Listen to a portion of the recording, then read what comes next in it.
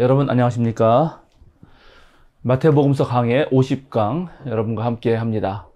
저는 5월 1일부터 우리 생명사랑교회에서는 안식년을 6개월 동안 주셔서 안식년을 보내지만 마태복음서 강해는 계속 됩니다. 여러분 아마 계속 영상을 통해서 일주일에 한 번씩 저를 만나실 수 있습니다. 오늘은 마태복음서 7장 1절에서 5절 말씀을 함께 읽고 또 하나님의 뜻을 살펴보겠습니다. 너희가 심판을 받지 않으려거든 남을 심판하지 말아라. 너희가 남을 심판하는 그 심판으로 하나님께서 너희를 심판하실 것이요. 너희가 되질하여 주는 그 되로 너희에게 되어서 주실 것이다. 어찌하여 너는 남의 눈 속에 있는 티는 보면서 내 눈 속에 있는 들보는 깨닫지 못하느냐. 내 눈 속에는 들보가 있는데 어떻게 남에게 말하기를 내 눈에서 티를 빼내 줄 테니 가만히 있거라 할 수 있겠느냐. 위선자야, 먼저 내 눈에서 들보를 빼내어라. 그래야 내 눈이 잘 보여서 남의 눈 속에 있는 티를 빼줄 수 있을 것이다. 여러분 너무 잘 아시는 말씀이죠. 제가 지난 강의에서 먼저 하나님 나라와 하나님의 의를 구하라 이런 말씀 드렸습니다. 우리는 하루 살면서 참 많은 행동을 하면서 살아가죠.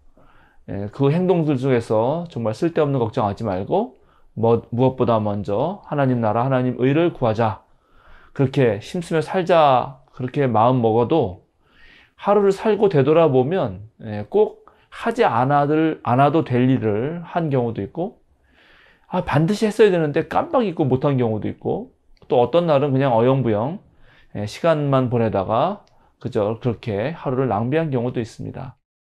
오늘 우리가 함께 읽은 이 본문은 우리가 가능한 해서는 안 되는 것에 대해서 말씀하고 있습니다. 그것은 바로 남을 심판하는 일입니다. 여기서 심판한다라는 말은 남을 평가한다는 말과 그 평가에 따라서 정죄한다라는 말의 뜻이 모두 들어 있습니다. 5절을 보면은 우리 눈에서 들보를 빼고 나서 남의 눈 속에 있는 티를 빼줄 수 있을 것이다 라고 하는 그 말씀이 있기 때문에 오늘 심판하지 말라는 그 말이 우리 믿음의 식구들, 믿음의 형제 자매들이 잘못된 길로 가고 있을 때 그것을 바로 잡아주는 일을 하지 말라 하는 건 아니죠. 그러니까 누군가 잘못된 길이 있으면 그것을 올바르게 고쳐주는 것은 필요한 일입니다. 근데 문제는 그런 일을 할 때 사랑을 담는 것이 아니라 나쁜 마음으로, 또 사랑을 담고 있다 하더라도 잘못된 방법과 태도로 남을 정죄하려고 하는 것은 하지 말아야 한다라는 말씀입니다. 오늘 말씀을 통해서 우리가 정죄하지 않으려면 어떻게 해야 되는지 좀 자세히 살펴보려고 합니다. 우선 남을 함부로 판단하고 또 정죄하면 하나님도 우리를 그렇게 하시겠다고 하니까 오늘 말씀은 사실 매우 엄중한 경고입니다. 만약에 우리가 예배 시간에 누가 좀 늦었다. 그래서 너 이렇게 예배 시간에 늦냐? 이렇게 하면서 그 사람을 판단하고 정죄를 한다고 한번 해보시죠. 그러면 우리가 한 그대로 하나님께서도 우리에게 물으신다는 것입니다.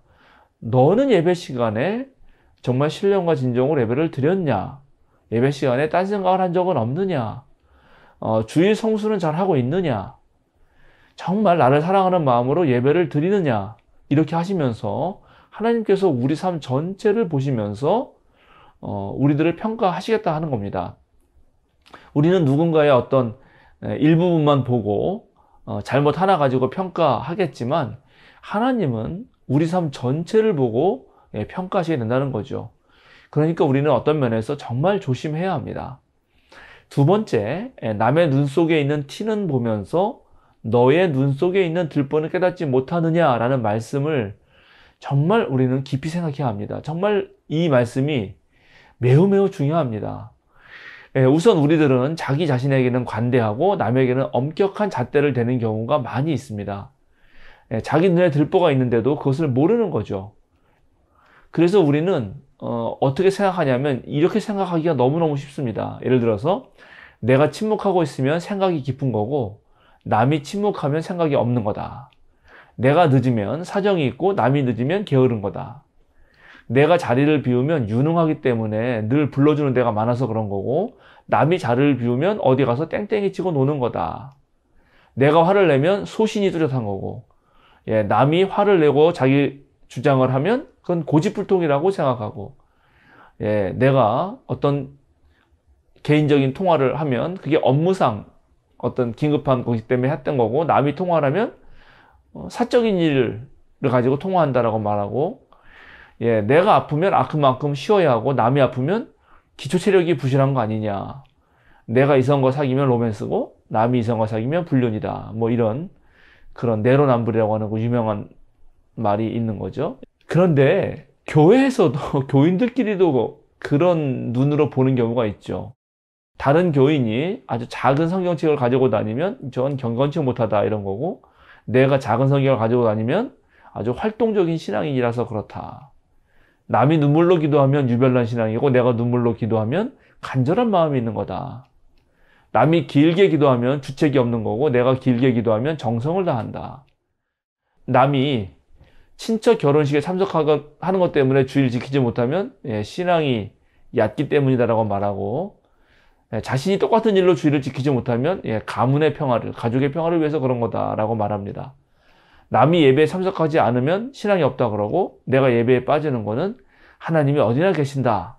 그래서 나는 어디서든지 예배 드릴 수 있는 성숙한 신앙이 있기 때문이다라고 말합니다.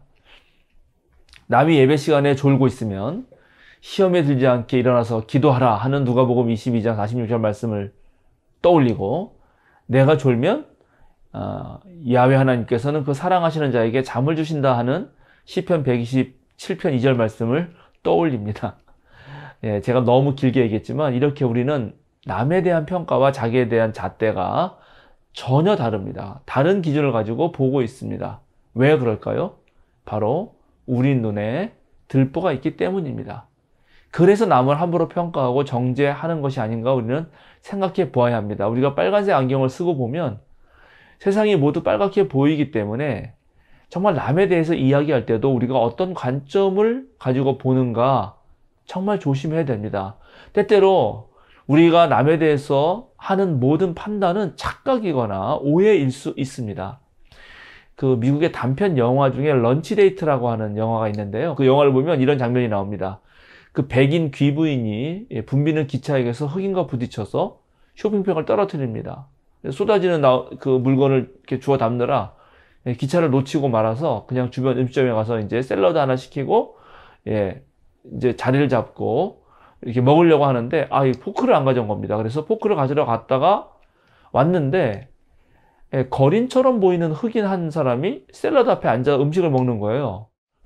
이 기부인이 화가 나가지고 포크를 집어들고 그 샐러드를 같이 먹게 됐죠. 기부인이 한번 딱 찍어서 먹으면 또 흑인이 한번 찍어 먹고, 그렇게 해서 다 먹었어요. 근데 흑인이 커피 2잔을 가져와서 기부인에게 건네주는 거예요. 기부인은 커피를 마시고 기차를 타러 갑니다. 근데 기차가 타러 가려고 하는데 생각해보니까 쇼핑백을 두고 온 게 생각이 나는 거예요. 음식점에. 그래서 다시 음식점으로 달려갔죠. 그런데 보니까 흑인도 없고 쇼핑백도 없어요. 깜짝 놀라가지고 이 기부인이 음식점 여기저기를 훑어보는데, 바로 옆 테이블에 손도 대지 않은 샐러드 한 접시가 놓여 있고, 의자 위에 쇼핑백이 그대로 있었습니다.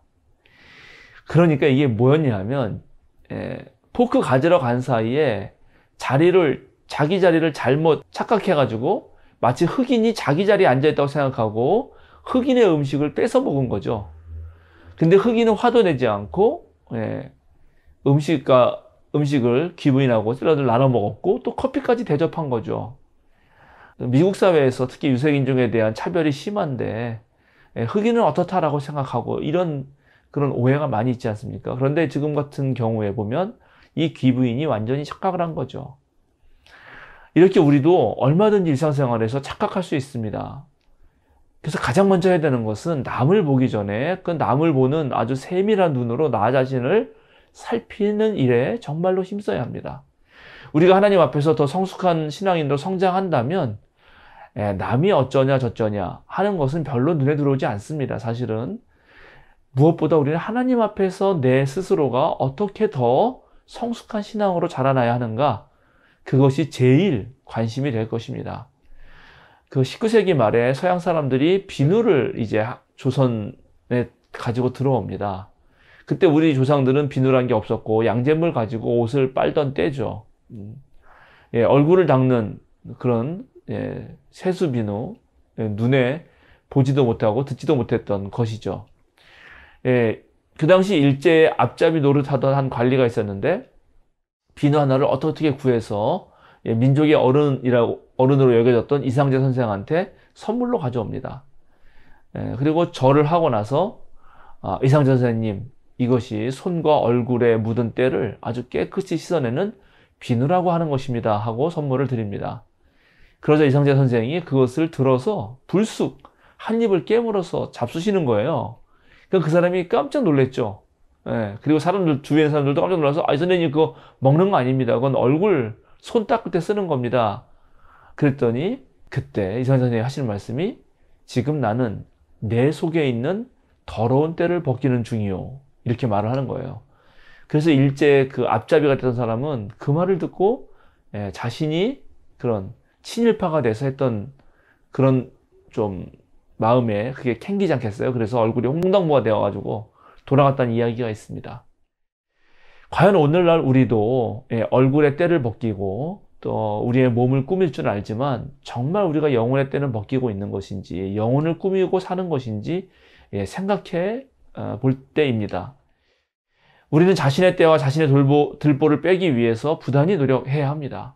우리에게는 스승 되시는 예수님이 계시고 또 우리에게는 성서가 있습니다. 말씀에 비추고 예수 그리스도에 비추어서 내 삶을 늘 되돌아본다면 우리의 눈에 있는 그 들보가 바로 보일 것이고 그것을 빼낼 수 있을 것입니다. 남의 티에 대해서 이러쿵저러쿵 하기 전에 먼저 우리 눈의 들보를 보고 그것을 빼내서 먼저 우리가 세상을 바로 보는 훈련을 해야 할 것입니다. 그렇게 맑은 눈으로 세상을 볼 때, 모든 것이 결국 하나님의 섭리 가운데서 이루어지고 있다는 그런 사실들을 알게 될 것입니다. 오늘 마태복음서 강의 50번째 강의는 여기서 마치도록 하겠습니다. 여러분, 이 강의가 도움이 되신다면 많은 분들에게 소개해 주시고 또 여러분도 이 강의를 통해서 더욱더 성숙한 신앙이 되시기를 바랍니다. 그럼 다음 강의에서 뵙겠습니다. 감사합니다.